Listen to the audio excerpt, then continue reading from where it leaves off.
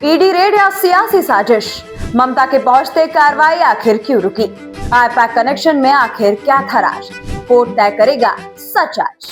नमस्कार, मैं हूं गरिमा और आप देख रहे हैं बतकही चौक। हाजिर हूं एक बार फिर से मैं आपके बीच एक नए वीडियो को लेकर के। आज हम बात उस बड़े राजनीतिक प्रशासनिक टकराव की करने जा रहे हैं जिसने पश्चिम बंगाल की राजनीति में भूचाल ला दिया। कोलकाता हाईकोर्ट में आज आईपैक रेड मामले पर सुनवाई होने वाली है। मामला वही जिसमें ईडी ने पॉलिटिकल कंसल्टेंट फर्म यानी कि आईपैक के आईटी हेड प्रतीक जैन के ठिकानों पर छापेमारी की और ईडी का आरोप है कि रेड के दौरान मुख्यमंत्री ममता बनर्जी ने मौके पर पहुंच करके कार्रवाई में रुकावट पैदा कर दी।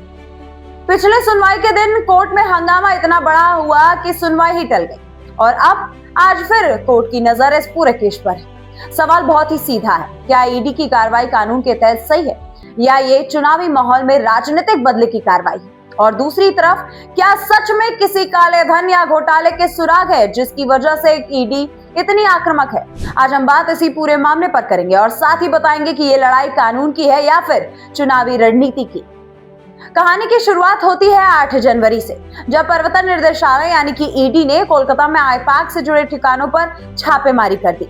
रिपोर्ट के मुताबिक ईडी की एक टीम सुबह करीब 6 बजे से कोलकाता के लाउडन स्ट्रीट इलाके में प्रतीक जैन के घर पर पहुंची। वहीं दूसरी टीम सॉल्टलेक स्थित दफ्तर पर गई। ईडी ने दावा किया कि ये छापेमारी मनी लॉन्ड्रिंग से जुड़ी मामलों की जांच के तहत की जा रही है। वहीं दोस्तों, टीएमसी और ममता बनर्जी के समर्थकों ने इसे राजनीतिक प्रतिशोध करार दिया है, क्योंकि प्रतीक जैन को ममता बनर्जी का करीबी रणनीतिकार बताया जाता है और आईपैक की वही संस्था है जो चुनावी रणनीति, डेटा, सोशल मीडिया और कैंपेन मैनेजमेंट जैसा काम संभालती है। यानी सीधे तौर पर सत्ता और चुनाव से इसे जोड़ा जा रहा है। अब 8 जनवरी की रेड में असली मोड़ तब आया दोस्तों, जब सुबह की कार्रवाई के कई घंटे बाद करीब 12:30 बजे माहौल अचानक से गर्म हो गया।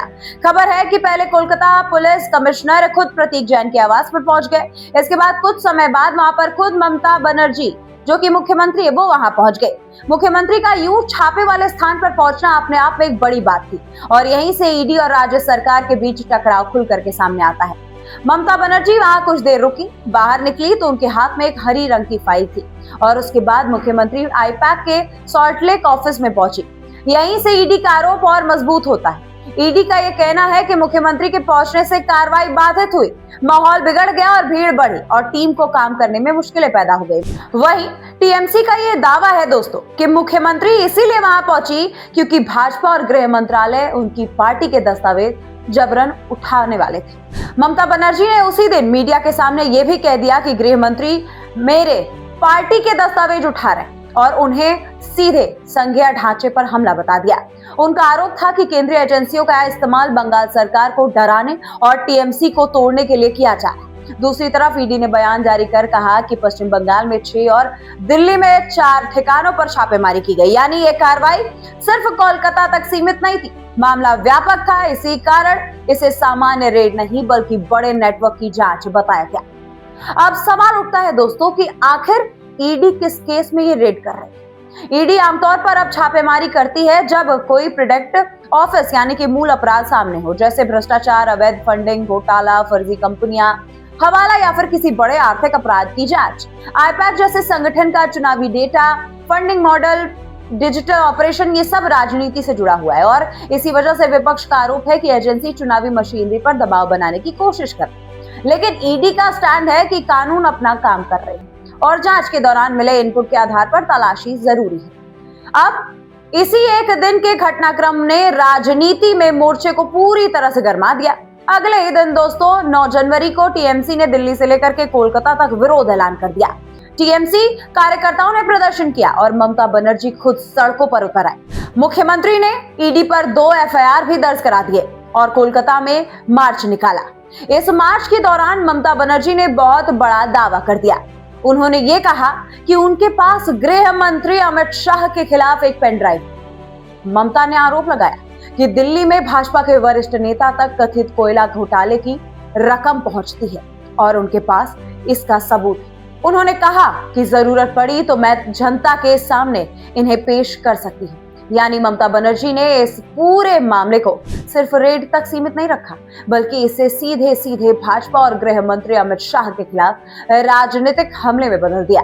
और अब इसी बिंदु पर राजनीति और जांच एजेंसियों का टकराव एकदम स्पष्ट हो जाता है। एक तरफ केंद्रीय एजेंसियां ईडी है, जो ये बात कह रही है कि आईपैक से जुड़े ठिकानों पर तलाशी जांच का हिस्सा है, और दूसरी तरफ मुख्यमंत्री ममता बनर्जी जो कहती हैं कि भाजपा चुनाव से पहले बंगाल को डराने के लिए एजेंसियों का इस्तेमाल कर रही है। और यही वजह है दोस्तों कि मामला अब कोर्ट में पहुंच चुका है। कोलकाता हाई कोर्ट में इस केस पर सुनवाई होनी है। ईडी के मुताबिक मुख्यमंत्री के पहुंचने से कार्रवाई बाधित हुई और ईडी ने ममता पर रेड में रुकावट का आरोप लगाया। वही टीएमसी इसे राजनीतिक उत्पीड़न कह रही। पिछली बार जब हाईकोर्ट में सुनवाई थी तब कोर्ट में माहौल इतना गर्मा गया कि सुनवाई ही टल गई, और अब आज जब मामला दोबारा कोर्ट में होगा तो सबकी नजरें इसी पर होगी कि न्यायपालिका आखिर क्या रुख अपना लेती है। अब यहाँ एक बेहद जरूरी सवाल है दोस्तों, क्या किसी मुख्यमंत्री का रेड की जगह पहुंचना गैर कानूनी होता है? तकनीकी तौर पर मुख्यमंत्री भी एक नागरिक है, लेकिन ये कार्यपालिका का मुखिया भी है और ईडी जैसे एजेंसियां केंद्र के अधीन आती हैं। इसलिए यदि मुख्यमंत्री वहां पहुंचकर प्रक्रिया प्रभावित कर रही थी, भीड़ बढ़ा रही थी, अधिकारियों पर दबाव बना रही थी, तो दोस्तों एजेंसियां ऑब्स्ट्रक्शन यानी कि बाधा का आरोप लगा सकती है। लेकिन दोस्तों ये साबित करना भी बेहद जरूरी होता है कि वास्तव में कार्रवाई बाधित हुई या नहीं, और ममता बनर्जी के कारण ही बाधा आई। वही ममता का ये तर्क हो सकता है दोस्तों कि वे जनता और अपने पार्टी के कार्यकर्ताओं के अधिकारों की रक्षा के लिए वहां गई, क्योंकि उन्हें यह शक था कि उनके दस्तावेजों का दुरुपयोग होगा। यही वजह है कि आज की सुनवाई राजनीतिक दृष्टि से नहीं बल्कि संवैधानिक और कानूनी दृष्टि से अहम मानी जा रही है। अब आते हैं सबसे बड़े सवाल, क्या ये सब चुनाव की वजह से हो रहा है या सच में दाल में कुछ काला है?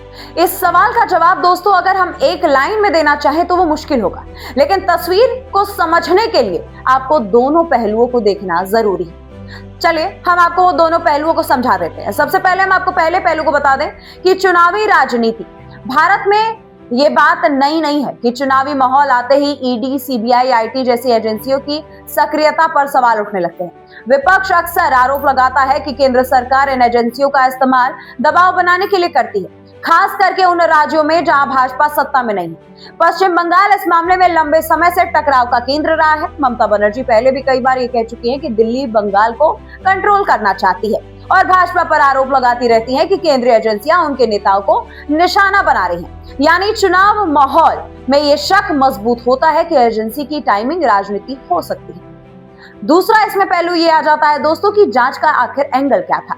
ईडी बिना किसी आधार के आमतौर पर इतनी बड़ी कार्रवाई नहीं करती, और अगर रेड हुई है तो इसका मतलब ये हो सकता है कि एजेंसी के पास कुछ तो इनपुट या फिर सबूत हो। आईपैक जैसी संस्था डिजिटल कैंपेन, चुनावी डेटा, रणनीति और संसाधनों पर काम करती है। ऐसे में फंडिंग खर्च, विज्ञापन, सोशल मीडिया ऑपरेशन, इन सब की जांच संभव है। अगर पैसे के लेन देन में अनियमितता, फर्जी बिलिंग, फर्जी कंपनियों के जरिए भुगतान या किसी संदिग्ध स्रोत से फंडिंग मिलती है, इसी तरह के संकेत मिले हों तभी एजेंसी आगे बढ़ती है। लेकिन यहाँ भी एक बात ध्यान देने वाली है, जांच चल रही है दोस्तों, अभी अदालत का फैसला नहीं आया है, मतलब आरोप और सबूत अभी भी शुरुआती चरण में, और किसी को दोषी साबित करना कोर्ट का काम है। यानी सच क्या है? शायद दोनों में कुछ ना कुछ। भारत की राजनीति में यह भी संभव है कि एजेंसियों की कार्रवाई कानून के तहत हो सकती है, लेकिन उसकी टाइमिंग राजनीतिक रूप से संवेदनशील हो, और यह भी संभव है कि राजनीति इसे विक्टिम कार्ड बना करके पूरी जांच को चुनावी मुद्दा बना दे। यही कारण है कि जनता के बीच कंफ्यूजन बढ़ता जा रहा है कि ईडी सही है या सरकार, ममता सही है या केंद्र, और यही सवाल आज की सुनवाई को और भी बड़ा बना देता है। अब चलिए कोर्ट की सुनवाई के महत्व को समझ लेते हैं। दरअसल हाईकोर्ट इस मुद्दे पर कई तरह से सवाल उठा सकता है। पहला ये कि ईडी की कार्रवाई किस केस में और किन आधारों पर हुई। दूसरा ये कि रेड के दौरान कानून व्यवस्था का जिम्मा राज्य पुलिस का होता है या, लेकिन क्या पुलिस ने एजेंसी के काम में बाधा डाली। तीसरा ये कि मुख्यमंत्री का मौके पर पहुंचना क्या इंटरफेरेंस की श्रेणी में आता है या प्रोटोकॉल और सुरक्षा का हिस्सा है। और सबसे आखिरी ये कि क्या ये मामला संघीय ढांचे और अधिकारों का टकराव करता है, क्योंकि ईडी के केंद्र के अधीन है और बंगाल सरकार राज्य के अधीन। अगर कोर्ट ये कहता है कि एजेंसियों की निर्बोधन काम करने दिया जाए तो ये ईडी के पक्ष में जाएगा। अगर कोर्ट ये कहता है कि राज्य सरकार की शिकायतों भी गंभीर है और जांच एजेंसियों को नियमों का पालन करना होगा तो ये ममता के पक्ष में नैरेटिव बनाएगा। और इसी बीच ममता बनर्जी का ये पेन ड्राइव वाला जो मामला है वो भी दबाव राजनीतिक तापमान में बढ़ा सकता है। और अगर ममता के पास सच में कोई सबूत होगा तो फिर सवाल उठेगा कि उसे कानूनी प्रक्रिया में क्यों नहीं दिया गया। क्या ये सिर्फ राजनीतिक बयान है? क्योंकि चुनावी राजनीति में सबूत है, बोलना आसान होता है, लेकिन अदालत में सबूत देना अलग बात हो जाती है। अगर ममता सच में पेन ड्राइव सार्वजनिक करती हैं या कानूनी एजेंसी को देती हैं, तो मामला और बड़ा हो सकता है। लेकिन अगर ये सिर्फ बयान तक सीमित रहा, तो भाजपा इसे चुनावी स्टंट बताएगी। और अब राजनीति का इसमें सबसे अहम मोड़ ये है कि भाजपा का जवाब। आखिर इसमें भाजपा क्या कहती है? भाजपा अक्सर ये बात कहती है कि ईडी, सीबीआई स्वतंत्र एजेंसियां हैं, सरकार इनसे जांच नहीं कराती। वहीं विपक्ष कहता है कि इन एजेंसियों का रिमोट कंट्रोल केंद्र सरकार के हाथ में है। बंगाल में भाजपा इस मुद्दे को भ्रष्टाचार के फ्रेम में रखती है और टीएमसी इसे राजनीतिक प्रतिशोध के फ्रेम में, यानी दोनों अपने अपने वोट बैंक के लिए कहानी गढ़ रहे हैं। और इसी के बीच सच वही है जो जांच और अदालत में सामने आएगा। अब मेरा सवाल आपसे है कि इस पूरे मामले का आखिर असर क्या होगा? आपके अनुसार इस पे आपकी क्या राय है? आप कमेंट में जरूर बताइए। मिलती हूं मैं आपसे अगली वीडियो में, तब तक के लिए नमस्कार।